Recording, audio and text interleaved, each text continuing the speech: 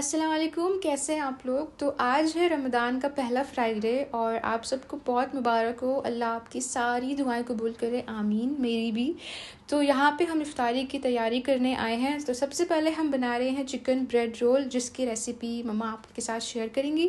अस्सलाम वालेकुम। तो साइड डिशेस के अंदर भी दही बड़े थे, पकौड़े थे और चाट थी। तो वो मैंने सोचा था कि नहीं वो मतलब हम बना लेंगे, लेकिन है ना उसको शो करना ज़रूरी नहीं है क्योंकि ये बहुत दफ़ा मैं बना चुकी हूँ। माशाल्लाह 5 रोज़े तो कंप्लीट हो ही गए हैं। यहाँ पे इसको प्रेस करने में काफ़ी जान लग रही थी, तो मैंने कहा मम्मा आप दूसरे काम कर लो, ये जान वाला काम मैं कर लेती हूँ, क्योंकि ऑलरेडी बहुत लेट हो चुका है। और ये जो 2 डिशेज़ हैं ना हमारी, ये थोड़ी सी टाइम कंज्यूमिंग वाली हैं, लेकिन बहुत ज़्यादा मज़ेदार हैं। अच्छा, इसको बेलन से प्रेस करने के बाद फिर इसके जो आगे का प्रोसीजर था वो मैं बताती हूँ। अभी ये दूसरी डिश है, सॉसेज और स्पेगेटी के साथ बना रहे थे। तो ये मेरे बच्चों को बहुत पसंद है और आप लोग भी बनाएंगे तो बच्चों को भी पसंद है और बड़ों को भी अच्छी लगती है ये। तो इसको मैंने सबसे पहले सॉसेज के ये थोड़े थोड़े से छोटे छोटे से आधे आधे इंच के पीसीस कर लिए थे। इसको काट लिया था। काटने के बाद फिर देखें इसको मैंने किस तरह से करा था ये। तो मतलब जो देखने में भी एक अच्छे लग रहे थे और डिफरेंट तरह से बन गया था ये, कि मतलब इसके अंदर मैंने एक साथ नहीं डाले थे, इसको कुछ इतनी खूबसूरती के साथ इसको लगाया था। थोड़ा सा टाइम कंज्यूमिंग काम था, लेकिन है ना बहुत टेस्टी डिश बनी थी ये। खूबसूरती के चक्कर में हमारी टांगें कांप रही थी।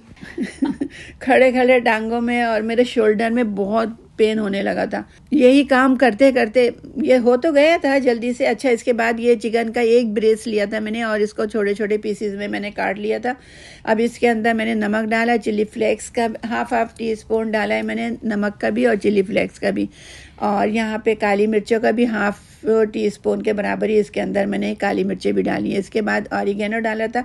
अच्छा, ऑरिगेनो डालने से ना इसका टेस्ट बहुत अच्छा डेवलप हो जाता है। और ये सोया सॉस भी डाला था। सोया सॉस कम डालते हैं क्योंकि इसके अंदर भी ऑटोमेटिक नमक बहुत ज़्यादा होता है, तो इसलिए। और ये केचप का मैंने 1 टेबल स्पून डाला था। और ये गार्लिक मेयोनीज ली थी मैंने, जो रेडीमेड ही थी वो भी ले ली थी मैंने। और ये चिल्ली सॉस था, जिसको हम लोग क्या फिल बोलते हैं।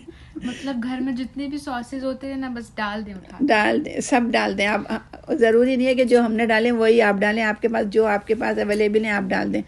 और ये मस्टर्ड पेस्ट था। अच्छा, इससे ना जो टेस्ट होता है ना वो बहुत ज़बरदस्त हो जाता है। वैसे भी अगर आप इसको मेयोनीज़ के अंदर मिलाएंगे मस्टर्ड पेस्ट को, तो वो एक नया सॉस बन जाता है वो। सबसे पहले मैंने ये प्याज चॉप की थी, ये भी मैंने हाथ से ही चॉप की थी। आज बड़ी थकन वाले काम करे थे और ये इतना बहुत मेहनत तलब काम थे ये।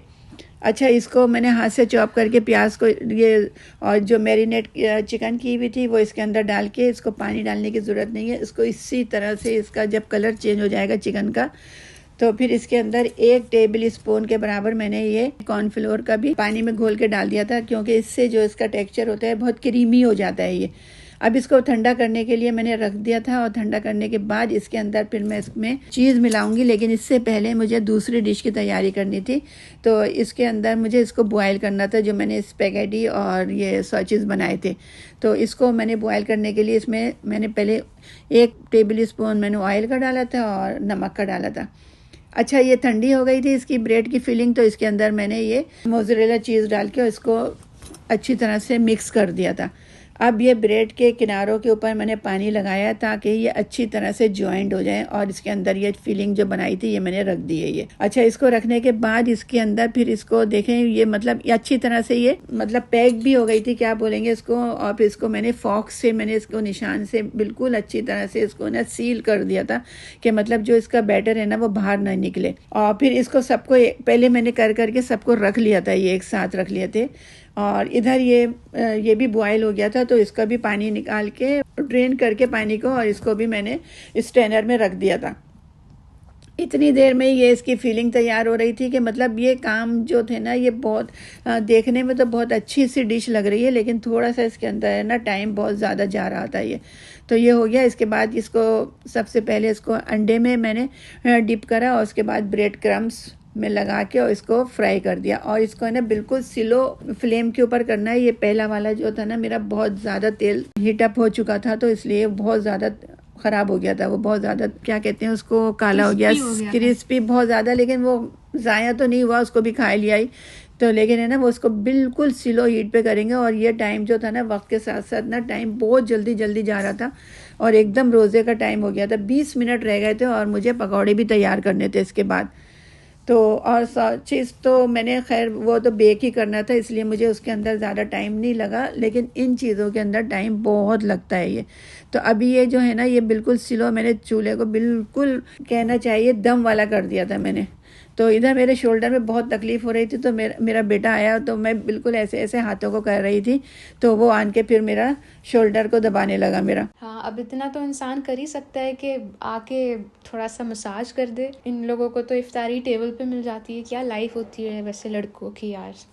एनीवेज़, यहाँ पे हमारी फ्रेंच फ्राइज़ भी तैयार हो गए थे जो कि हमने सॉसेज के अंदर डालनी थी। तो बाकी जो इस डिश का काम था वो सिर्फ बेकिंग का काम रह गया था और इसकी असेंबलिंग बाकी थी। तो यहाँ पे फ्रेंच फ्राइज़ तैयार हो गए थे। इसके ऊपर सबसे पहले हमने कॉर्नफ्लावर का कोट किया था ताकि ये थोड़े से क्रिस्पी हो जाएं, वो हमने ऑलरेडी पहले ही करके रख दिया था। तो यहाँ पे ये रेडी हो गए और इसके अंदर अब हम डालेंगे सारे सॉस। इसके अंदर मैंने मेयोनीज डाली और थोड़ा सा हल्का सा सॉल्ट डाला ताकि उसका जो टेस्ट है ना वो थोड़ा अच्छा हो। फिर इसके बाद ऑरिगेनो डाला। अच्छा, आपके पास जो सॉस है ना वो आप डाल सकते हैं, ये ज़रूरी नहीं है कि जो मैं डाल रही हूँ वही आप डालें। इसके बाद फिर ये मस्टर्ड पेस्ट था, तो ये भी थोड़ा अच्छा लगता है फ्रेंच फ्राइज़ के साथ। तो और इसके बाद फिर मैंने जो था ना ये गार्लिक पाउडर ज़रूर डालिएगा, इससे जो जो टेस्ट होता है ना आप यकीन नहीं करेंगे बड़ा अच्छा हो जाता है इससे। तो ये बच्चों को भी और सबको ही अच्छा लगता है। बच्चों को तो खैर मैं बताती नहीं कि क्या डाले। इसके बाद ये केचप डाल दिया था, चिल्ली केचप था ये। हाँ, और इसके बाद ये फिलफिल यानी कि हॉट सॉस डाल दिया था और इसके बाद इसको अच्छी तरह से मिक्स कर दिया था। इसमें मुझे कुछ भी मेहनत करनी नहीं पड़ी इस डिश के अंदर, लेकिन बनी बहुत ज़बरदस्त थी ये। तो और मतलब इसको जो वेरिएशन करनी थी इसकी वो कुछ भी नहीं करना, बस इसके अंदर जो खूबसूरती नज़र आ रही थी ना इसकी स्पेगेटी की और सॉसेज की, तो वो बहुत मतलब खाने में भी अच्छी थी। और इसके ऊपर फिर मैंने थोड़ा थोड़ा सा चिली फ्लेक्स भी डाल दिए थे ताकि इसका जो टेस्ट था ना वो ख़राब नहीं हो, फीका नहीं लगे। तो ये चिली फ्लेक्स डालने के बाद फिर ये मैंने हॉट सॉस भी डाल दिया था इसके अंदर।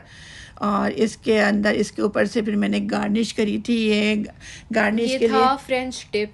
अच्छा, तो इसकी गार्निश हमें इस तरह करनी पड़ी क्योंकि ये जो फ्रेंच डिप की जो बॉटल थी ना उसका जो ऊपर से मुंह है वो कुछ ज़्यादा बड़ा है, तो वो पूरा वैसे ड्रिजल की तरह नहीं हो सकता था, इसलिए मम्मा ने उसको एक रैपर में लिया और फिर वैसे मतलब पूरा स्प्रेड किया। और इसके बाद हमने भर भर के मोज़रेला चीज़ डाल दी थी, फिर ऊपर ऑलिव्स डाल दिए थे। तो ये डिश ऑलमोस्ट कंप्लीट हो चुकी थी। अब बस बेकिंग का काम था जो कि अवन करेगा, वरना वो भी हमें ही करना पड़ता। और लास्ट में भी एक और बार वापस से ये सॉस डाल दिया था क्योंकि ये थोड़ा सा सॉसी बनता है, वरना ये बहुत ड्राई ड्राई हो जाएगा। तो हमारी सारी डिशेस हो चुकी थी कंप्लीट और अब हमने टेबल भी सेट कर दी थी, बस सबको बुलाना बाकी था, वो भी हमने ही करना था। सबके दरवाजे नॉक करने पड़ते हैं कि आ जाइए प्लीज़, बैठिए और इफ्तार कीजिए आराम से। तो अब हम बस टेबल पे आके बैठ गए थे और हम मेक श्योर करते हैं कि हम चाहे जितने भी लेट होएं बट 10 मिनट हमें मिलने चाहिए आखिर के, ताकि हम दुआएं कर सकें और आप लोग भी सबको दुआओं में याद रखें, हम भी आप सबको दुआओं में याद रखते हैं। और मम्मा तो बस नींद में इतनी हुई भी है कि उन्होंने वॉइस ओवर कहा कि भाई तुम कर लो आखिर की, मैं नहीं कर सकती। तो ये था हमारा आज का व्लॉग इफ्तारी का। उम्मीद है आप लोगों को पसंद आएगा। आप लोग भी नीचे कमेंट्स में बताएं कि आप लोग क्या बनाती हो इफ्तारी में, क्या सहरी करते हो, और ये भी बताएं कि हम क्या न्यू चीज़ें ट्राई करें, क्योंकि एक ही चीज़ बना बना के हम भी बोर हो जाते हैं और आप लोग भी देख देख के बोर हो जाओगे। तो न्यू आइडियाज़ दें, न्यू रेसिपीज़ दें, हम वो ट्राई करेंगे, आप लोगों के साथ शेयर भी करेंगे। तो अपना बहुत ज़्यादा ख्याल रखें, हमें दुआओं में याद रखें। अल्लाह हाफिज़।